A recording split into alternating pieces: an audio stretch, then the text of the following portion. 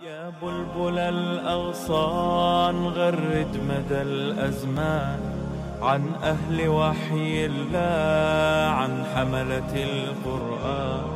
يا بلبل الأغصان غرد مدى الأزمان عن أهل وحي الله عن حملة القرآن. اللہ فرماتے ہیں انسان کو ہم نے پانی کے قطرے سے پیدا کیا اور اللہ تعالیٰ نے اس کو آہستہ آہستہ علقہ جمے ہوئے خون میں منتقل کیا. پھر اللہ تعالیٰ نے اسے مضغہ ایک گوشت کے ٹکڑے میں تقسیم کر دیا. یہاں میں یہ شفٹ ہو گیا. اس کے بعد اللہ فرماتا ہے کہ باریک باریک ہڈیاں بننا شروع ہوئیں. اس کے بعد ہم نے اس پر گوشت کا لباس پہنا دیا. پھر اس کے بعد ہم نے اس کو زندگی عطا فرما دی. یہاں سے اس کی ابتدا ہوئی اور یہ بچپن، جوانی، بڑھاپا، یہاں سے گزرتا ہوا موت کے دہلیز پر دہانے پر پہنچ جاتا ہے اور اس کے بعد قیامت والے دن انسان اللہ کے سامنے پیش ہوگا. اس کے بعد اللہ تعالیٰ نے دو نبیوں کا ذکر کیا، ایک حضرت نوح علیہ السلام کا اور ایک موسیٰ اور ہارون کا. ان کی سیرت کا اور ان کے واقعات کا اللہ تعالیٰ نے مختصر یہاں پر بیان کیا. اس کے بعد اللہ تعالیٰ حلال کھانے کا حکم دیتا ہے اور یہ ایمان والوں کو نہیں ہے بلکہ اللہ نبیوں سے کہتا ہے، رسولوں سے کہتا ہے، یا ایھا الرسول کلوا من الطیبات واعملوا صالحا، اے رسولو حلال کھاؤ اور نیک عمل کرو. یعنی اگر آپ چاہتے ہیں کہ آپ کی زندگی میں نیک اعمال ہوں، اگر آپ چاہتے ہیں کہ آپ نمازی بنیں، آپ چاہتے ہیں کہ آپ کی اولادیں دین پر چلیں، تو اللہ نے نبیوں سے بھی کہا حلال کھاؤ. اس کا ری ایکشن یہ ہوگا کہ تم نیک عمل کرو گے. جب بندے کے پیٹ میں حرام جاتا ہے پھر وہ غلط کام کرتا ہے. حلال کا رزق ہو تو بندہ برائیوں کی طرف نہیں جاتا اور اگر رزق حرام ہو تو برائیوں کی طرف جاتا ہے. اس کے بعد اللہ تعالیٰ میدان حشر کا منظر اور کامیابی اس کا ذکر کرتا ہے. فرمایا فَإِذَا نُفِخَ فِي الصُّورِ فَلَا أَنْصَابَ بَيْنَهُمْ يَوْمَئِذٍ وَلَا يَتَسَاءَلُونَ. فرمایا کہ قیامت والے دن سور میں پھونکا جائے گا. یہ سارے لوگ اللہ کے سامنے میدان محشر میں حاضر ہوں گے. فَمَنْ ثَقُلَتْ مَوَازِينُهُ فَأُولَٰئِكَ هُمُ الْمُفْلِحُونَ. اللہ کہتا ہے کہ ترازو میں اعمال کا وزن کیا جائے گا. جس کے نامہ اعمال کا نیکیوں کا پلڑا بھاری ہو گیا تو یہ بندہ کامیاب ہو گیا. وَمَنْ خَفَّتْ مَوَازِينُهُ فَأُولَٰئِكَ الَّذِينَ خَسِرُوا أَنفُسَهُمْ فِي جَهَنَّمَ خَالِدُونَ. کہا کہ جس کا نیکیوں والا پلڑا ہلکا ہوا، اللہ تعالیٰ فرماتے ہیں یہی وہ لوگ ہیں جو ناکام ہیں اور یہ جہنم میں رہیں گے ہمیشہ ہمیشہ. اس کے بعد اللہ تعالیٰ سورہ النور اس کا آغاز کرتا ہے. یہ بھی اسی پارے میں ہے. یہ سورت اس وقت نازل ہوئی کہ جب 5 ہجری کے زمانہ میں رسول اللہ صلی اللہ علیہ وسلم صحابہ کرام کو لے کر جنگ کے لیے جاتے ہیں. آپ نے کوڑا ڈالا تو آپ کی بیوی عائشہ رضی اللہ تعالیٰ عنہ کا نام نکلا. آپ انہیں ساتھ لے گئے. واپس آ رہے تھے تو رات کا ٹائم تھا. تہجد کے وقت ماں عائشہ اٹھی اور قضائے حاجت کے لیے گئیں. واپس آتی ہیں تو دیکھتی ہیں کہ ان کے گلے میں ہار تھا، وہ ہار گم ہو گیا. کہنے لگی کہ میں نے دوبارہ سے وہاں سے اپنے کچاوے سے نکلی اور میں چل پڑی اور میں نے جا کر ہار کی تلاش کی مگر مجھے وہ ہار نہ ملا. میں دوبارہ جب واپس آئی تو دیکھا کہ قافلہ نکل چکا تھا اور میرا اونٹ بھی نکل چکا تھا. نبی کریم علیہ السلام حکم دیتے صحابہ کرام یہ پالان اٹھاتے اونٹ پہ رکھتے اور سواریاں چل پڑتی. ماں عائشہ فرماتی ہے میں وہاں پر اکیلی رہ گئی. میں وہاں پر لیٹ گئی اور اتنے میں مجھے نیند آ گئی. حضرت صفوان رضی اللہ تعالیٰ عنہ جن کو رسول اللہ صلی اللہ علیہ وسلم نے پیچھے رہنے کا حکم دیا اور کہا کہ قافلے میں جو لوگ پیچھے رہ ہیں تو آپ انہیں لے کر آئیں. وہ فرماتی ہے کہ جب میں سوئی ہوئی تھی میرے چہرے سے پردہ ہٹ گیا اور صفوان نے مجھے پردے کے احکام نازل ہونے سے پہلے دیکھا تھا تو کہا کہ اس نے جب مجھے دیکھا تو اس نے انا للہ و انا الیہ راجعون بلند آواز سے پڑھا کیونکہ ایک نقصان تھا تو میری آنکھ کھل گئی. اس نے مجھے اپنی سواری میں سوار کیا اور ہم چلے آئے. کہا کہ جب ہم مدینہ میں داخل ہوئے تب دوپہر کا وقت ہو چکا تھا جب ہم قافلے سے جا کر ملے. اس بات کی خبر منافقین کو ہو گئی اور انہوں نے حضرت عائشہ رضی اللہ تعالیٰ عنہ کو اپنے گھر میں تھی انہوں نے طرح طرح کی باتیں اڑانی شروع کر دی اور معاذ اللہ ایک غلط تعلق صفوان اور عائشہ کے درمیان بیان کرنا شروع کر دیا. فرمانے لگی کہ مجھے اس بات کا علم ہی نہیں تھا. میں تو ایک دن باہر قضائے حاجت کے لیے گئی تو وہاں پر راستے میں مجھے ٹھوکر لگی تو میری ساتھ ایک میری کزن نے مجھے کہا اللہ تعالیٰ مصطح کا بھی بیڑا غرق کرے، وہ بھی ان باتوں میں شامل ہو گیا ہے۔ میں نے کہا کون سی باتیں؟ اس نے جب مجھے یہ بات بتائی کہ تمہارے بارے میں تو معاشرہ یہاں تک باتیں کرنے پہ آ گیا، اور نبی علیہ الصلوۃ والسلام بڑے پریشان ہیں۔ عائشہ فرماتی ہے میں اسی لیے حیران تھی کہ اللہ کے رسول آتے گھر میں سلام کرتے، حال پوچھتے، اور آپ پریشانی کے عالم میں واپس چلے جاتے۔ کہنے لگی یہ 1 مہینے کا دورانیہ تھا، اور مدینہ میں منافقین نے طوفان بدتمیزی اٹھایا، میرے باپ میری ماں ان کی رات کی نیندیں ختم ہو گئی، میری بھی نیند ختم ہو گئی۔ جس پاک باز سیدہ طاہرہ مطہرہ کی عزت پہ کوئی انگلی اور سوال کھڑا کر دے، حتیٰ کہ نبی علیہ الصلوۃ والسلام حضرت علی سے، ابو بکر سے، عمر سے پوچھنے لگ پڑے، اس قدر پراپیگنڈا تھا۔ اور یہ بھی بخار کی حالت میں پریشانی میں پورا مہینہ گزارتی ہیں۔ اتنی پریشانی ہوئی مسلمانوں کو، اللہ کے نبی کو، حضرت عائشہ رضی اللہ تعالی عنہ کو اور حضرت ابوبکر صدیق ان کے گھرانے کو 1 مہینہ گزر گیا، منافقین باز ہی نہ آئے۔ اللہ تعالیٰ نے پھر یہ سورت نازل فرمائی اور اس میں حضرت عائشہ رضی اللہ تعالی عنہ کی پاک دامنی کا ذکر فرمایا۔ تو اللہ تعالیٰ نے آسمان سے، چونکہ حضرت عائشہ رضی اللہ تعالی عنہ سچی تھی، پاک باز تھی، اللہ تعالیٰ نے آسمانوں سے ان کی پاک باز ہونے کا اللہ نے ایک صاف کلیم چٹ دے کر حکم نازل فرما دیا، قیامت تک کے لیے آپ کی صفائی نازل فرما دے۔ اب ان میں جو منافقین تھے ان کو چھوڑ دیا گیا کہ یہ ان کا معاملہ اللہ کے ساتھ ہے، اور 4 لوگ جو ایمان والے بھی اس پروپیگنڈے میں شامل ہوئے، جنہیں معلوم نہیں تھا کہ یہ بات غلط ہے صحیح ہے، حضرت حسان بن ثابت ہے، مصطح بن اساسہ، ابو بکر صدیق رضی اللہ تعالیٰ عنہ کے یہ رشتہ دار تھے، اور اسی طرح آپ کی سالی زینب بنت جہش ام المومنین کی بہن حمنہ بنت جہش۔ تو یہ جو ایمان والے پروپیگنڈے میں شامل ہوئے، جو اس کا شکار ہو گئے، ان کو 80 کوڑے لگائے گئے اور انہیں دنیا میں ہی پاک کر دیا گیا۔ تو اس صورت میں عصمت کردار کی بات ہے، عائلی زندگی کی بات ہے کہ بندہ زنا سے، بدکاری سے بچنا ہے، لیکن ان کی تہمتوں سے کیسے بچ سکتا ہے، کوئی کسی کی ذات پر انگلی بھی نہ اٹھائے۔ اللہ تعالیٰ نے بڑی وضاحت کے ساتھ اس صورت میں یہ احکامات نازل فرمائے۔ پہلی بات اللہ تعالیٰ نے فرمائی کہ زانی، زنا کرنے والا مرد اور زنا کرنے والی عورت، اگر یہ غیر شادی شدہ ہیں تو انہیں 100 کوڑے لگائے جائیں، اور اللہ فرماتا ہے کہ ان کے بارے میں کوئی نرمی نہ رکھی جائے۔ رسول اللہ صلی اللہ علیہ وسلم کی زندگی میں آپ کی پولیس یا ایجنسی تو نہیں تھی کہ جو جا کے زانیوں کو تلاش کریں، آپ کے پاس جو بھی آیا وہ اپنے آپ کو خود ہی لے کر کے آیا کہ اللہ کے نبی یہ گناہ ہو گیا، کبارہ ہے تو 100 کوڑے ہیں، جلا وطنی ہے 1 سال کی، اور اگر شادی شدہ ہے تو پتھر مار مار کے رجم کر دیا جاتا ہے۔ اس کی بہت ساری مثالیں بھی احادیث میں موجود ہیں۔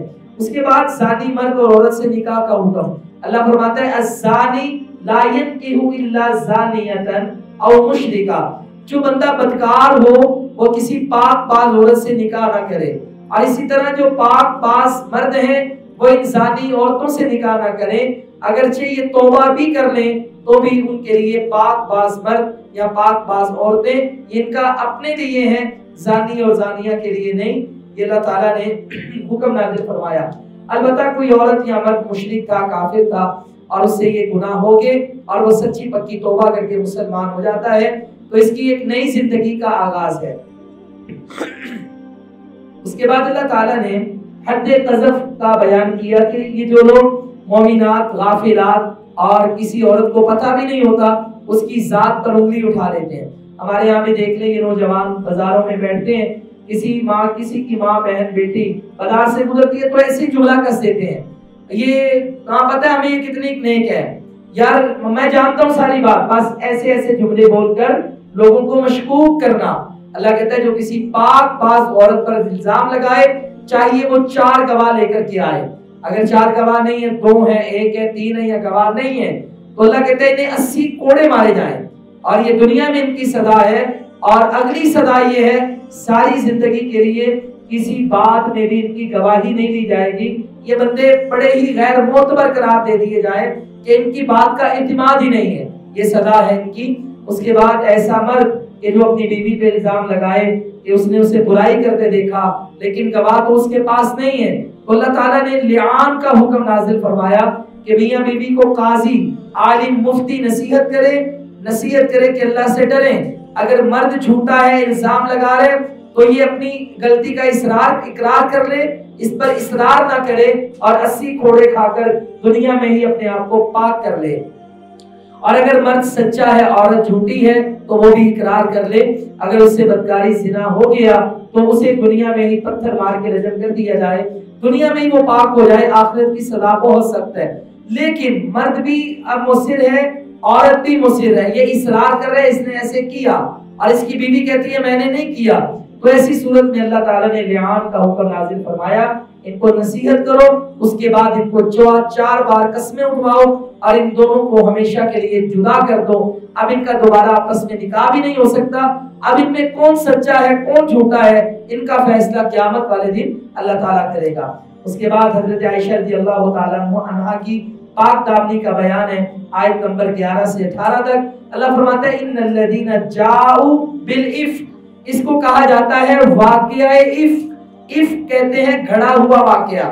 تو چونکہ حضرت عائشہ رضی اللہ تعالیٰ عنہ کی سیرت میں ایسا سوچا بھی نہیں جا سکتا, تو یہ دن رات آپ کی پریشانی اللہ رب العالمین نے آپ کی سنی, آپ کی دعا قبول کی, آپ کی مشکل کو آسان کیا اور پاک بازی کا ذکر قرآن میں اس طرح نازل فرمایا.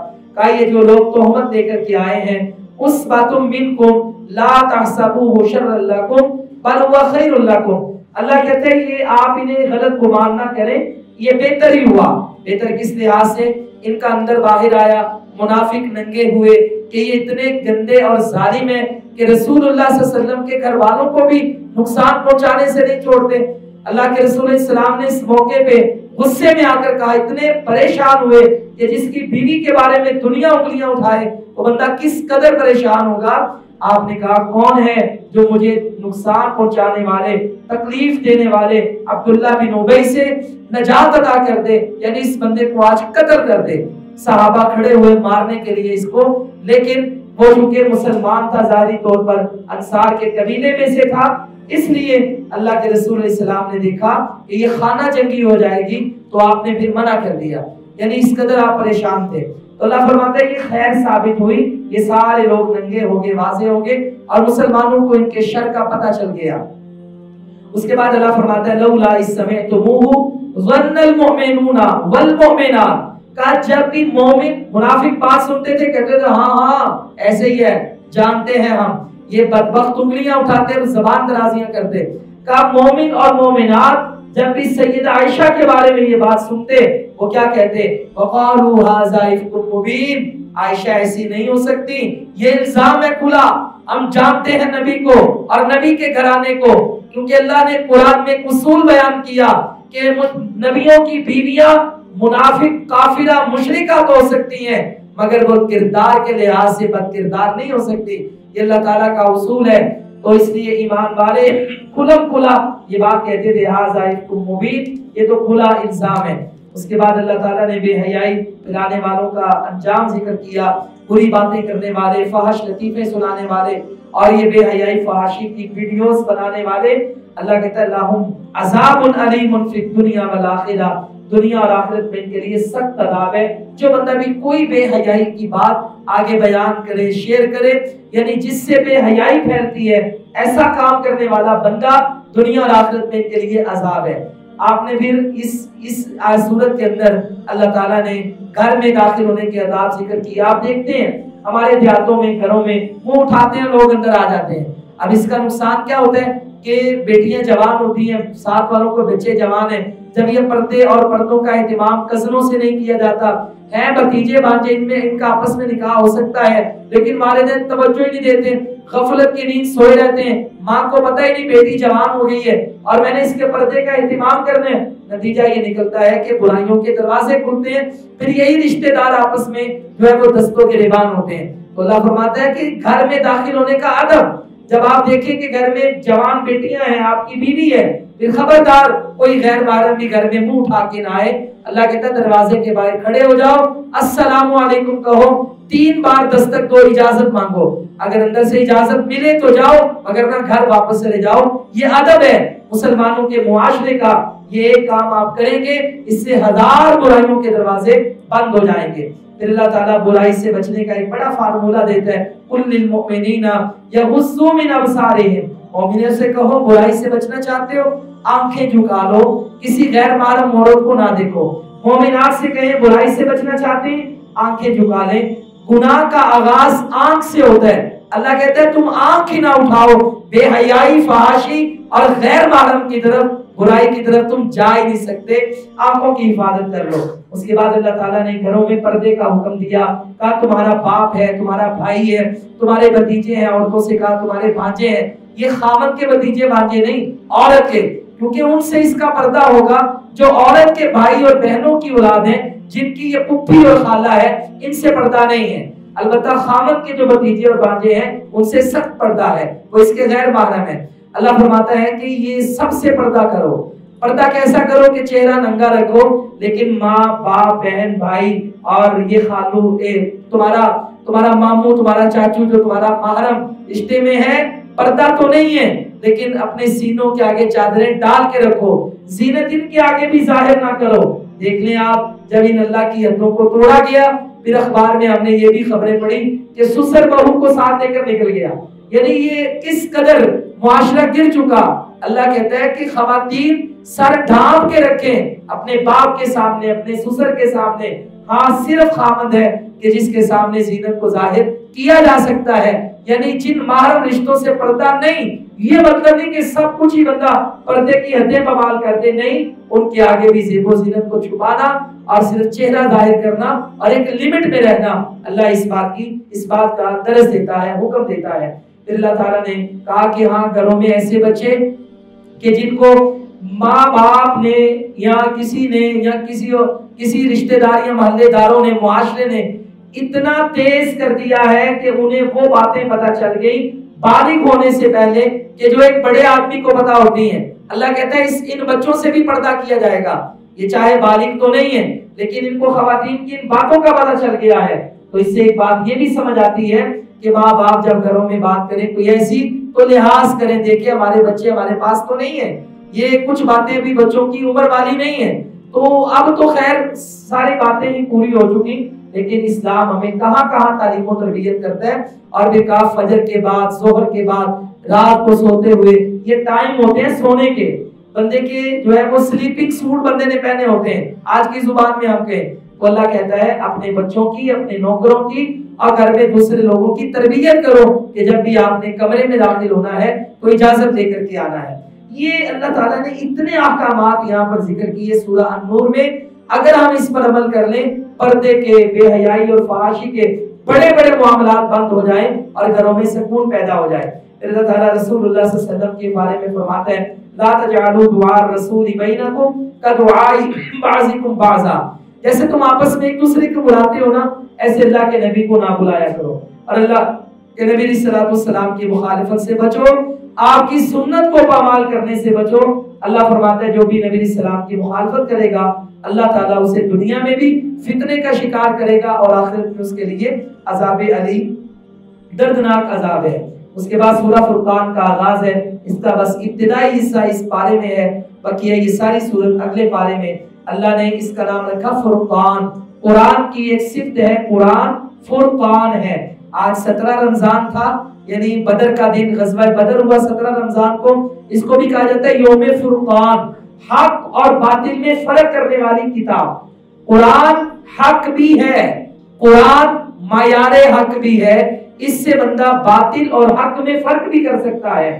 تو یہ قرآن کو اللہ نے کہا نزل الفرقان علی عبدہ، اللہ نے اس فرقان کو، کتاب کو اپنے بندے پہ نازل کیا۔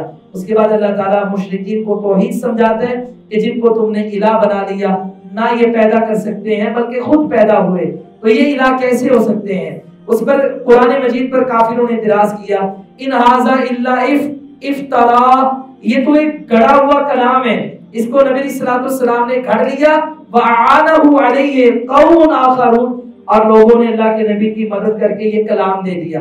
اللہ تعالیٰ نے اس کا جواب دیا، کہا تم کہتے ہیں قرآن پہلے لوگوں کے قصے کہانیاں ہیں، قال قل انزلہ الذی یعلم السر فی السماوات والارض، یہ قرآن تو اس نے نازل کیا جو پوشیدہ باتوں کو آسمانوں زمینوں میں جانتا ہے، یعنی یہ قرآن گھڑی ہوئی کتاب نہیں ہے، اگر تم یہ بات کہو بھی کہ یہ قرآن لوگوں نے لکھ لیا ہے تو لوگوں کو تو پتہ ہی نہیں ہے سابقہ کیا ہوا، قیامت والے دن کیا ہونے والا ہے، یہ تو پتہ ہی اللہ کو ہے۔ اس لیے اللہ نے یہ قرآن نازل کیا، اور یہ دلیل ہے اس بات کی کہ یہ قرآن منزل من اللہ ہے، رسول اللہ صلی اللہ علیہ وسلم کی طرف سے گھڑا ہوا کلام نہیں ہے۔ جو بھی اللہ نے فرما دیا جبرائیل کو دیا، آپ نے اللہ کے رسول کو، اور آپ نے اسے یاد کر کے امت کو سنا دیا۔ اللہ تعالیٰ سمجھنے کی، عمل کی توفیق عطا فرمائے۔ وآخر دعوانا الحمدللہ۔